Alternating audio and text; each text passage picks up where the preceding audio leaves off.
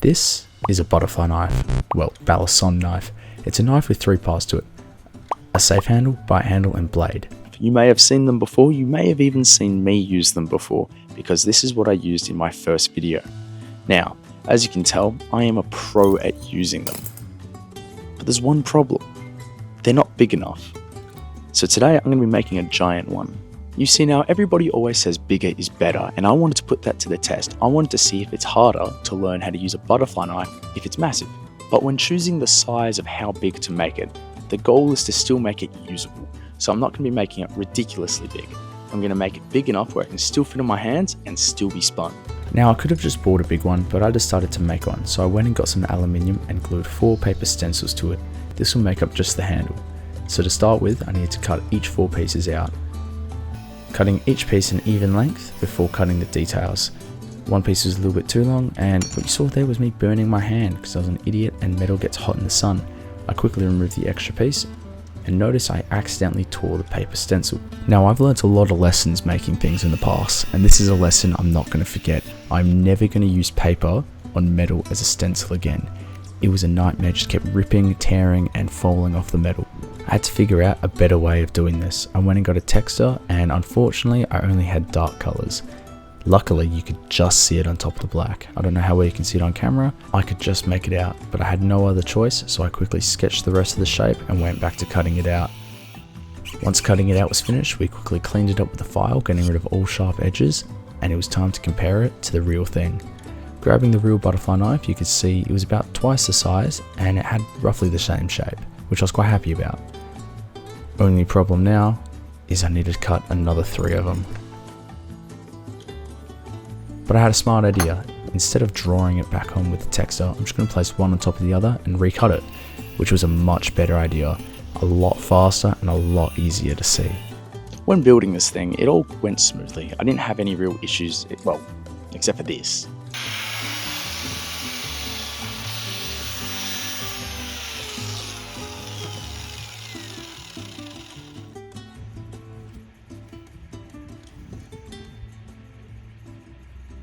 I was an idiot and I forgot that metal gets hot after cutting it, and I burnt myself. And unfortunately, I didn't learn my lesson. I burnt myself a lot.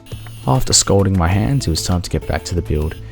Once I'd finished cutting them all out, it was time to drill 1 hole on each end. They had to make sure they lined up perfectly with each other, and it was time to move on to the blade. Wait. Aren't butterfly knives illegal? Well, yes, they are. Only sharp ones. You see, if you have a training one or one with a dull blade, they're completely legal, at least where I live. It may be different where you are. So that's what I'm going to be making mine. I'm going to be making it blunt and unable to cut anything. I learnt my lesson from last time, and there's no paper stencils. Instead I chose a lighter metal and just drew onto it.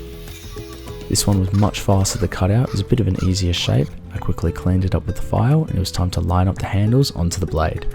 You see, I had to line it up perfectly, otherwise the handles wouldn't be able to move properly and it wouldn't be able to open the blade. But why are they illegal?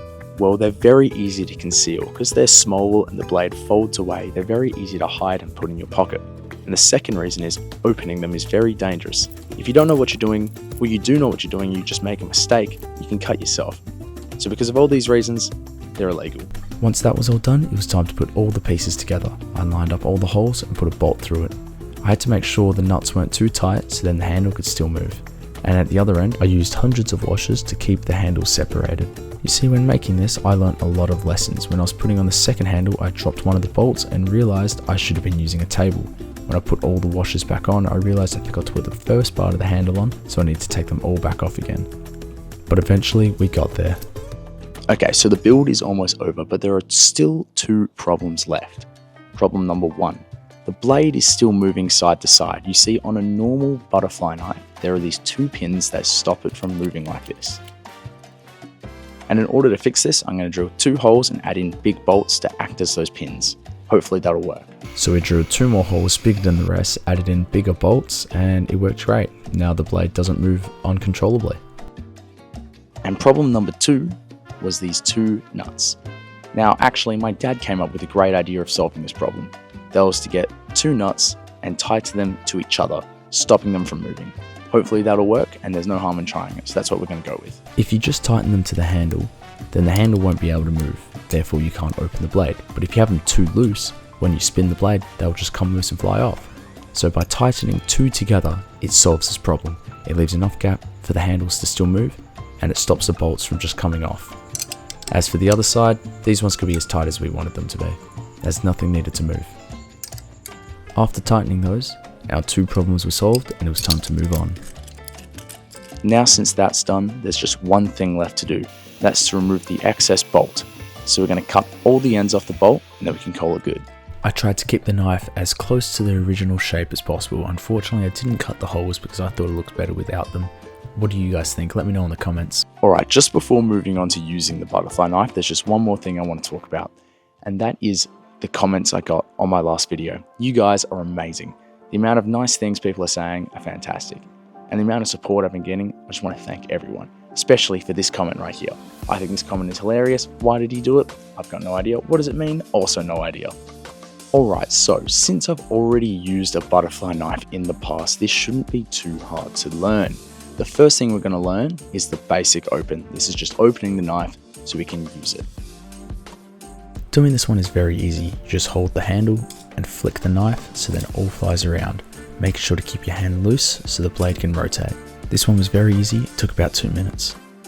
Now the second trick, I don't know if it's classified as a different one, but it's pretty much the basic open, but instead of only opening it 180 degrees, we're going to spin it 360, keeping it closed. Why we did this one? I'm not quite sure, I just wanted to see how well I could still use it compared to the smaller one. Okay, moving on to the hardest one of them all, and this one's called the rollover. To do this one, we're going to hold the blade inverted, spin it around our thumb, and catch it open. I had the most problem with this one because I kept letting go of it and letting it fly, and I was so scared it was going to land on my toes. Luckily it didn't. I was also scared that with it hitting the ground a lot, all the bolts would come out, but they didn't. After practicing for a while, something in me clicked and it started to work. And it looked very smooth when I finally got it. The last trick is called the full twirl. This one I thought was going to be a lot harder, but in reality it was just a little scary, because I was scared of squishing my fingers in between the metal. The key to this one was to take it slow and steady. I'd swing it very softly and very slow at first. After I got it, I started picking up the pace. Yes, my fingers did get squished, and it hurt a little bit, but not too bad, and eventually I got it. After using the butterfly knife, I was actually really surprised to find out that there wasn't really a massive skill difference between using a big one and using a small one. The only real difference was when I picked up the small one again, it felt a little too light and it was hard to use that one. Overall, making the knife and using the knife, super easy, super fun. Learning how to use it, also super easy and super fun. Mind you, I had the experience of learning how to use a small one first. If you guys want to learn how to use a butterfly knife, you can easily make them out of pop sticks, or you can even just buy them online. They're only about $10. Make sure you buy one that's not got a blade though. Hope you guys enjoyed the video, and I'll see you in the next one. Thanks for watching.